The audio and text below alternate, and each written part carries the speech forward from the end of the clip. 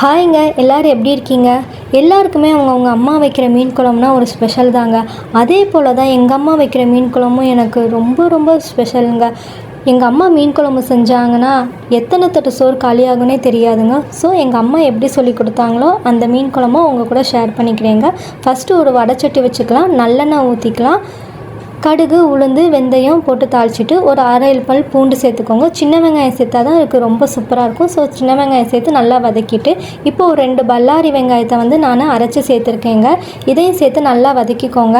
வெங்காயம் நல்லா வதங்கினதுக்கப்புறம் 2 தக்காளியை இந்த மாதிரி அரைச்சி சேர்த்துக்கணுங்க. கொஞ்சம் மஞ்சத்தூள் சேர்த்து நல்லா வதக்கிட்டு நான் ஒரு 3 ஸ்பூன் அளவுக்கு வத்தல் பொடி எடுத்திருக்கேங்க, 4.5 ஸ்பூன் அளவுக்கு மல்லித்தூள் எடுத்திருக்கேங்க. ரெண்டையும் சேர்த்து நல்லா பச்சை வாசனை போக வதக்கினதுக்கப்புறம் ஒரு எலுமிச்சை அளவுக்கு புளி எடுத்திருக்கேங்க, அதை கரைச்சி வச்சுருக்கேன். அதையும் சேர்த்து லைட்டாக வதக்கி விட்டுட்டு தேவையான அளவுக்கு தண்ணி ஊற்றிக்கலாங்க.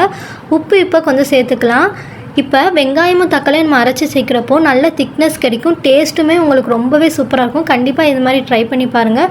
இப்போ உப்பு சேர்த்ததுக்கப்புறம் 2 பச்சை மிளகாய், கொஞ்சமாக கருவேப்பிலை சேர்த்து நல்லா மிக்ஸ் பண்ணி விட்டுட்டு மூடி போட்டு ஒரு 1/4 மணி நேரம் நல்லா கொதிக்கட்டுங்க.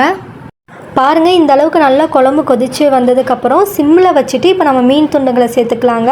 எப்போயுமே சிம்மில் வச்சுட்டு நம்ம மீன் துண்டு சேர்க்கணும். நம்ம ஹை ஃப்ளேமாக குழம்பு கொதிச்சுட்டே இருக்கிறப்போ மீனை சேர்த்திங்கன்னா மீன் உடையிறதுக்கு சான்ஸ் இருக்குங்க. ஸோ மீன் சேர்த்ததுக்கப்புறம் ரொம்ப கிண்டிகிட்டே இருக்கக்கூடாதுங்க. லைட்டாக இந்த மாதிரி இது பண்ணிவிட்டு மூடி போட்டு ஒரு 5 நிமிஷம் மீன் நல்லா வெந்து வரட்டுங்க. சூப்பராக மீன் வெந்துருச்சுங்க. ஃபஸ்ட் டைம் மீன் குழம்பு வைக்கிறவங்களுக்கு மீன் எவ்வளோ நேரத்தில் வேகும் அப்படிங்கிற ஒரு கன்ஃபியூஷன் இருக்கும். அதுக்கு ஒரு டிப்ஸ் சொல்கிறேன். மீனோட கண் நல்லா ஒயிட் கலராக பால் மாதிரி வந்துருச்சுனாலே மீன் நல்லா வெந்துருச்சுன்னு அர்த்தங்க. இப்போ மீன் குழம்பு ரெடி ஆகிடுச்சுங்க.